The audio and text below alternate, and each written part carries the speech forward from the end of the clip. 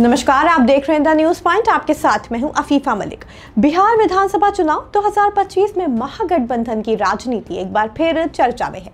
इस बार CPI-ML महासचिव दीपांकर भट्टाचार्य ने ऐसे बयान दिए हैं जो न सिर्फ गठबंधन के अंदर हलचल पैदा कर सकते हैं बल्कि RJD और कांग्रेस जैसे बड़े दलों के बीच नए समीकरणों को जन्म दे रहे हैं। दीपांकर भट्टाचार्य ने साफ कहा कि उनकी पार्टी इस बार 243 सीटों में से कम 40 सीटों पर चुनाव लड़ने की उम्मीद कर रही है, जबकि पिछले चुनाव में केवल 19 सीटों पर ही चुनाव लड़ा गया। इसका मतलब साफ है कि छोटे दल अब महागठबंधन में अधिक प्रतिनिधित्व चाहते हैं और गठबंधन के बड़े नेता जैसे RJD को अपने सहयोगियों के प्रति अधिक उदार होना होगा। हाल ही में संपन्न वोटर अधिकार यात्रा के बाद कांग्रेस ने अधिक सीटों की मांग की। दीपांकर भट्टाचार्य ने इस पर प्रतिक्रिया देते हुए कहा कि कांग्रेस पिछली बार 70 सीटों पर चुनाव लड़ी थी, लेकिन सिर्फ 19 जीत हासिल की थी। इस बयान ने RJD समेत अन्य गठबंधन सहयोगियों की रणनीति पर असर डाला है। उन्होंने कहा 2020 में कांग्रेस ने अपनी क्षमता से अधिक सीटों का बोझ उठाया, इस बार संतुलन होना चाहिए।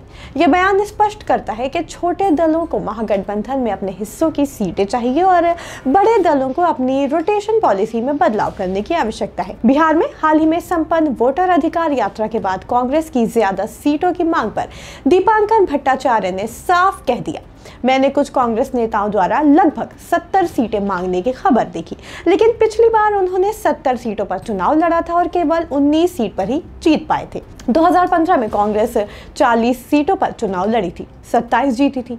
बहुत अच्छा स्ट्राइक रेट था। 2020 में 70 सीटों पर कांग्रेस चुनाव लड़ी, लेकिन वो अपनी क्षमता से ज्यादा का बोझ उठा रही थी।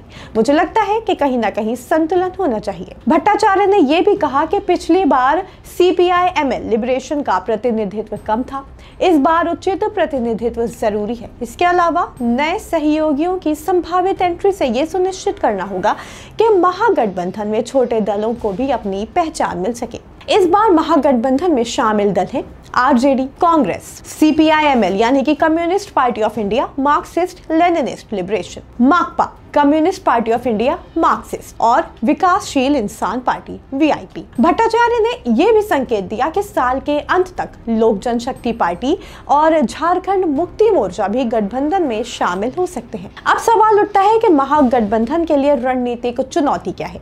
सीट बंटवारे का मामला महागठबंधन के लिए बड़ा रणनीतिक सवाल है। RJD और कांग्रेस जैसी बड़ी पार्टियों को अब ये देखना होगा कि कितनी सीटें छोटे दल और नए सहयोगियों को दी जाएं ताकि महागठबंधन मजबूत और संतुलित रहे। विशेषज्ञ मानते हैं कि सीटों का असंतुलन गठबंधन में तनाव और मतदाता भ्रम पैदा कर सकता है। दूसरी ओर छोटे दलों को पर्याप्त प्रतिनिधित्व देने से न केवल गठबंधन के अंदर संतुलन बनेगा बल्कि नए वोटर्स और क्षेत्रों में उनकी पकड़ भी मजबूत होगी। वहीं राजनीतिक संकेत और चुनावी महत्व की नजर से देखा जाए तो महागठबंधन का उद्देश्य सभी सहयोगियों को समान अवसर देना और बड़े दलों के प्रभुत्व को संतुलित करना है। दीपांकर भट्टाचार्य का बयान ये स्पष्ट करता है कि छोटे दल अब अपने हिस्से की सीटों की मांग में कोई समझौता नहीं करेंगे, ना ही चाहेंगे। आगामी चुनाव बिहार के लिए केवल वोट की लड़ाई नहीं बल्कि गठबंधन और नेतृत्व संतुलन का एक तरीके से टेस्ट भी है। विशेषज्ञों का कहना है कि सीट बंटवारे की सफलता या फिर असफलता महागठबंधन की ताकत और चुनावी रणनीति तय करेगी।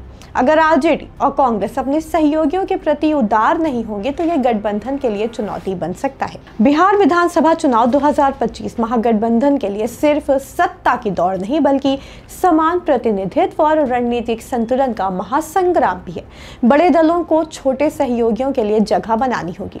छोटे दलों को अब अपने हिस्से की सीटें मिलेंगी। गठबंधन की ताकत और स्थिरता इस सीट बंटवारे पर निर्भर करेगी। जैसे जैसे चुनाव नजदीक आएंगे, सीटों का बंटवारा, गठबंधन की रणनीति मतदाताओं के लिए भी रोचक और निर्णायक बनेगी। जैसा कि दीपांकर भट्टाचार्य ने खुद कहा, महागठबंधन में सीटों का बंटवारा संतुलन और उदारता का खेल बन गया है। यानी बड़े दल अपने हाथ में सत्ता का जूस रखना चाहते हैं, छोटे दल स्वाद पाने के लिए चखना चाहते हैं और नए साथी चम्मच लेकर लाइन में खड़े हैं। इस बीच जनता का क्या? जनता की बेरोजगारी, शिक्षा और विकास की समस्याएं सीटों के गणित के पीछे छिपी रहती हैं।